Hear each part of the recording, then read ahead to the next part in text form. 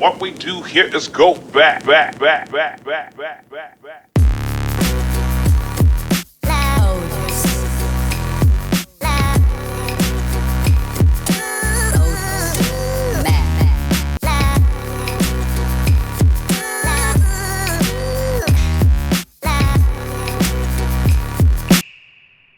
Oh yes, the OG YouTube era. Remember when Joji was known as Filthy Frank? H3H3 was actually funny and relatable, and Idubbbz was a feared name and not whatever this is. While YouTube might want you to forget about these skeletons in their closet, imagining the landscape without names such as Filthy Frank is like watching porn for the plot. It was a different time when the internet more closely resembled the Wild Wild West instead of a regulated place with rules and such. So it comes as no surprise that people wanted to see how much they can bend the bar of what is acceptable and what is not. There was a surge in shock content with channels like How to Basic being watched millions of times. But no channel ever came as close to the absurd, gross, and edgy humor that Filthy Frank created. YouTube, during this era, went through a phase much like puberty. Awkward, unpredictable, and edgy as fuck. I wanna go back. Let me in.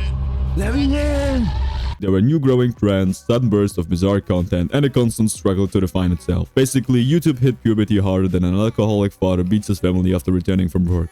Unfortunately, Filthy Frank left YouTube forever, but came back as Joji, creating bangers like Slow Dancing in the Dark, or more recently, Glimpse of Us. Most did not receive this change well, and his absence left a void in the landscape. Some fans missed the outrageous and straight-up gross humor, so it's no surprise that others tried to copy his formula. Enter our man of the hour, Adlersson Review. He's a German YouTuber called Max who does shock content and is a nuisance to society, frequently annoying the people around him. Let's dive into the details of how he copied working formulas, much to his advantage, and into the controversy surrounding him and his legacy. Welcome to the sick, gross, and edgy world of Adlersson Reviews. Adlersson first rose to fame not as a single channel but as a friend of a YouTuber called Hector Panzer. Fitting to their style of content, their origin story begins one fine day as they start harassing a random old man. Yes, what a backstory, I know. According to them, an older gentleman harassed and insulted them, attempting to steal their skateboards. Hector recorded this whole ordeal and kept calling him which roughly translates to arch enemy. Adlersson and his friends chimed in and the clip went viral, making Hector and his crew a viral sensation. Hector and his crew kept bumping into this older gentleman and did not shy away from creating content. They started harassing the man, screaming arch enemy, and uploading it to YouTube, garnering thousands of views. German humor is a different breed. Ja. Ich werde jetzt Deutsch sagen. Und Wurstmacher kauft ein Muesli-Box. Ich werde jetzt not under sagen. The hype around Hector was real, and fans of the channel who lived nearby started harassing the older gentlemen themselves, attempting to copy their idols.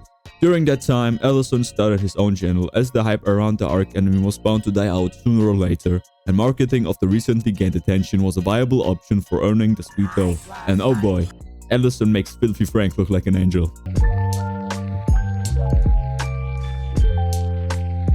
While Filthy Frank's videos gained shock value through being non-PC or straight up gross, he rarely wreaked havoc on society. Classic videos like Hair Cake, Japanese 101, or his first viral video Harlem Shake were weird or gross at best. One of his biggest controversies was probably his animal rights video where he created a battle arena for mice trying to escape snakes.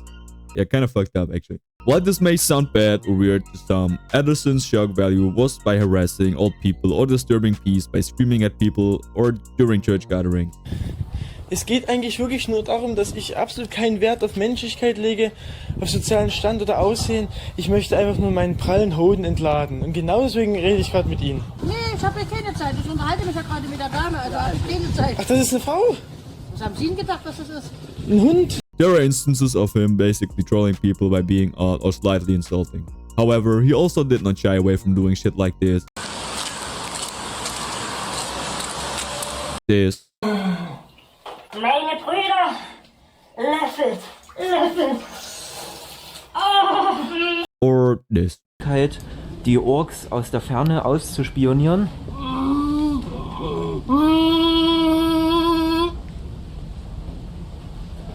Yeah, I mean, Frank was sometimes psychopathic with other people. Ravioli, what's in the pocket? Ravioli. Some might even call him batshit crazy, but it was just mentally ill behavior rather than straight up harassment. Adlersson never really got any major backlash for this type of content because it was relatively new to Germany, with the only big shock value YouTuber being Drachenlord. If you want to check him out, watch interesting stuff from around the world, or no value of information. Also, since I'm plugging other channels, why not subscribe to me? Do it now, or I will. Adlersson kept gaining popularity by creating and copying working formats from around the world, like bad unboxing fanmails similar to IDubbbz's format, harassing people or prank calling others, or his own version of the human cake titled Snore. His prank call clips, which were basically a blend of improvised stand-up comedy and something you would find on Olnich pranks, further solidified his popularity in the German YouTube scene. It was all going well for Adlersson until his biggest controversy.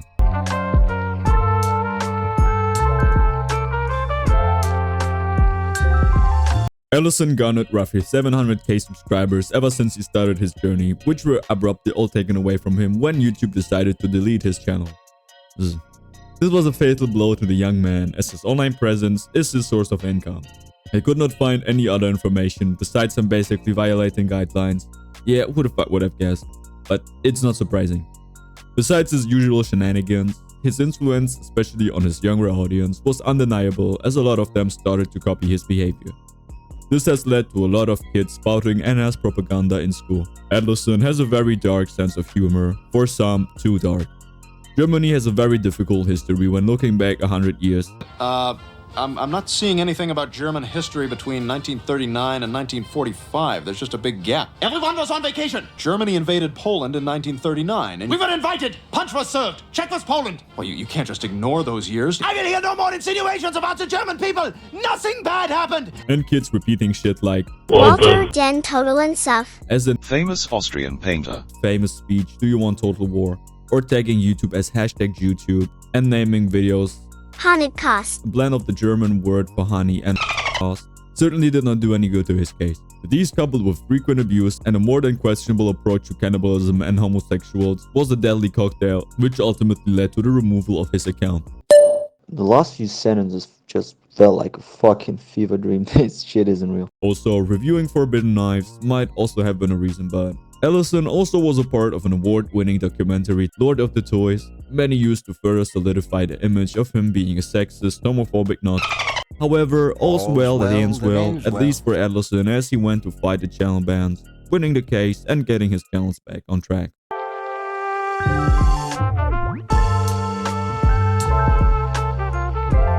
Adlersson has changed over the years. He deleted well over 200 videos since he no longer liked his old style content. Max may have changed, but he is as witty and sharp-tongued as ever. He is still active on YouTube, mainly doing vlogs and unboxing, but still does troll people in his own fashion. He also went on record and clearly stated that he is not a Nazi, distancing himself from those people as well as the movement, and repeating that his edgy and dark humor is nothing more than joke. As for 2024, Max has not been involved in any controversies and is actually doing pretty well for German standards. Over the years, Adlersson sparked a lot of controversies but managed to find a following thanks to his wit, creativity, dark humor, and oftentimes inappropriate behavior towards himself and others. He remains a big name in German meme culture and has undoubtedly had a big impact on his followers. Thanks for watching. If you enjoyed it, why not check out my Report Headmaster video. Also, don't forget to like, subscribe, and comment. Nut, nut.